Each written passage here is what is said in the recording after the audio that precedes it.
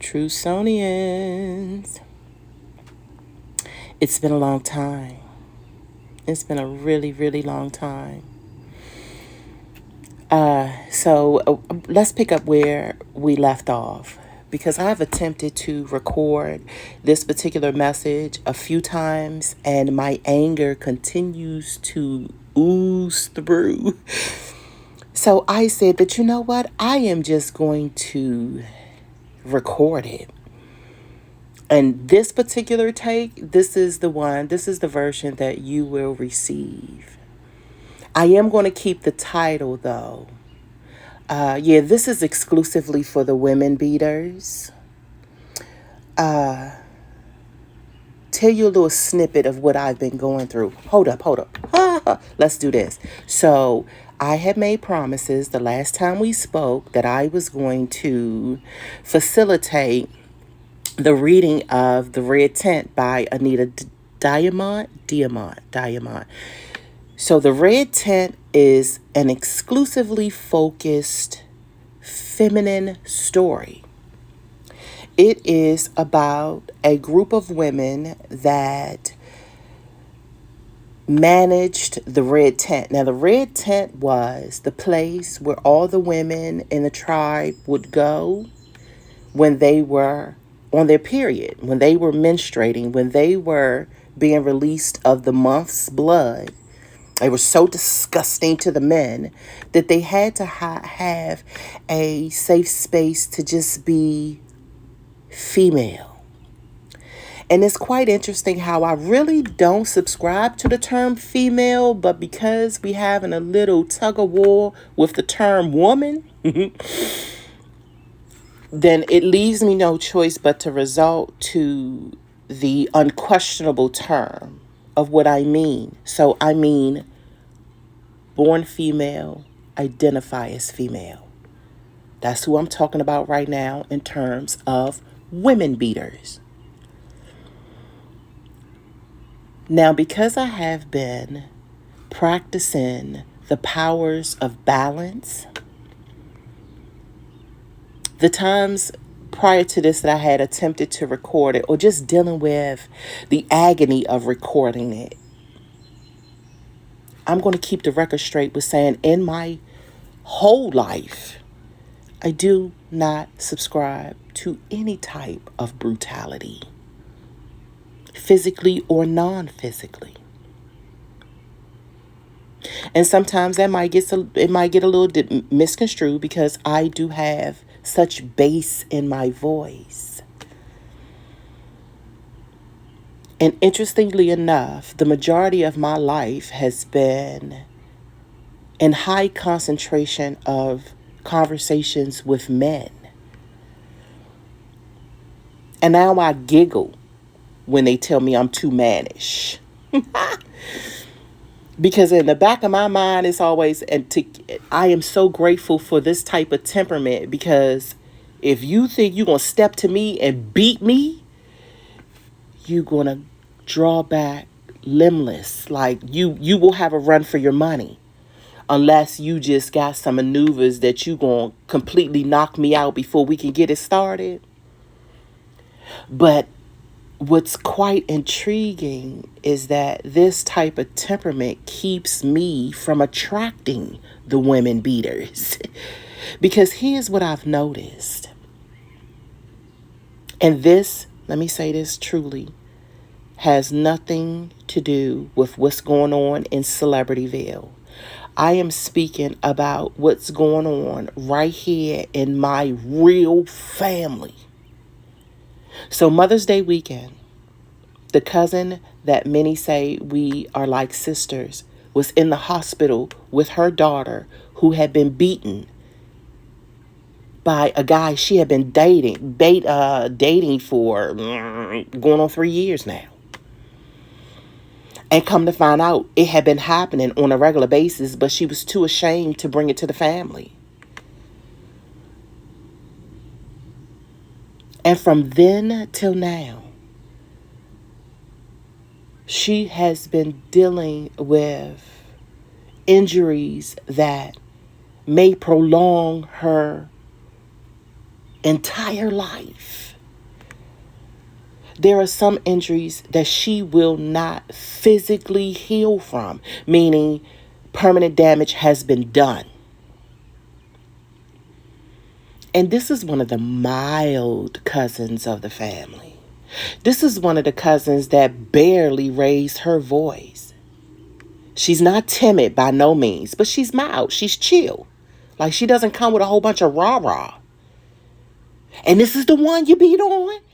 So, I have been tussling with the frequencies to speak or not to speak, because I know in so many terms, because we are so celebrity sensitive, Hollywood has its hooks in the way we perceive our world. It is just, it takes over how we engage with one another.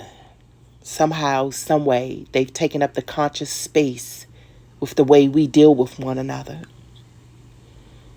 But I will say that Celebrityville and the Realville are running parallel with this thing called brute force, especially in domestic situations.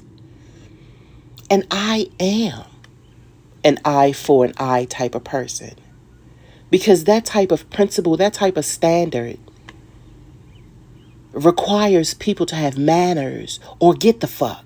And it really is that simple. And I'm going to always say, I don't believe in dominance, no way, no how. I don't believe in male dominance, and I don't believe in female dominance. But that doesn't mean that it doesn't exist. But I can speak from that lens, especially being the warrior spirit, because my personality, or however the persona mixes in the moment, often gets misconstrued by males who want to dominate. Yeah, I ruffle their feathers. They hate to see me coming. And then want to try to call themselves knocking me down a couple of notches because I won't let you dominate me. Because I push back on the skewed notions that somehow this lopsided ass view between male and female is supposed to, no, they're supposed to be balanced. And I may do several segments to, I might make this a woman beater segment, because I think that it could be fixed with just a small shift, especially for the mild and meek women, females, especially for the mild and meek femininity, especially for the mild and meek identifies woman, born as women. Identifies woman, born as woman. Born as woman, identifies woman. For them, you put your hands on them,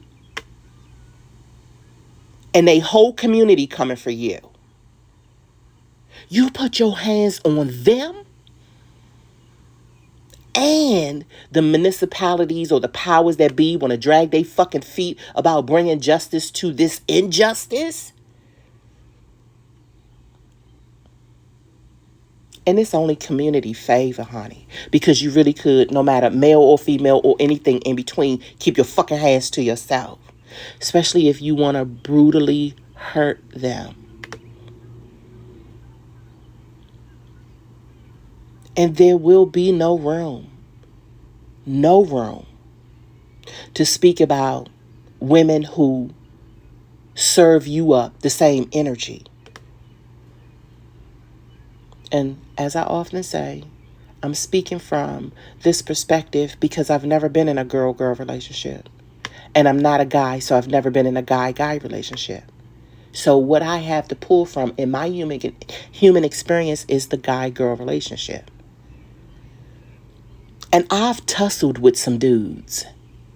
But that's my temperament. And right at this moment, I am so grateful for it. And ain't no dude getting ready to talk to me about me being mannish and try to shame me. You ain't feminine enough. Kick rocks.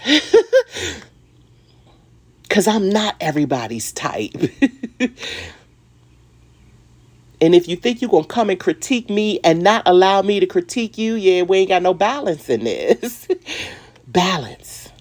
I'm living my art all day long, twice on Sundays, and I gives no fucks about anything outside of that. And inside of that dynamic, it says, don't fucking put your hands on those that you know you energetically dominate.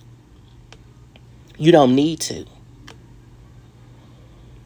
And that brute force to physically bring outlandish harm, male or female. The manners, the manifesto of the manners ought to say, nah, I'm not going to put my hands on her. Because if I do, then all the males in her family, rightfully so, come put hands on me. Nah, I ain't going to put my hands on him. Because every female that cares anything about him, rightfully so, can come put hands on me.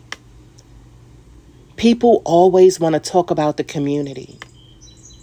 But nobody talks about these injustices when the instruction is to call them folks, go to the judiciary system, go get justice. Knowing they dragging their fucking feet, they don't give a fuck about what's going on in our worlds.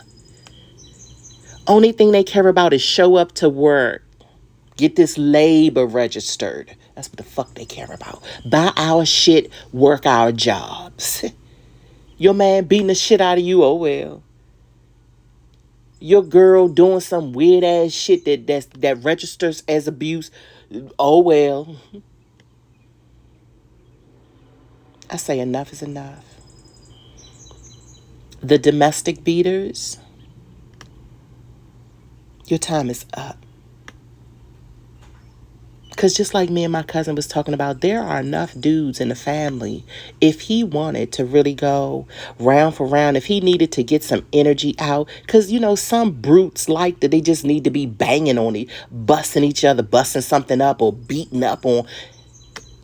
Leave that which is less stronger than you out of the equation. So for all you women beaters, there is someone to match that energy.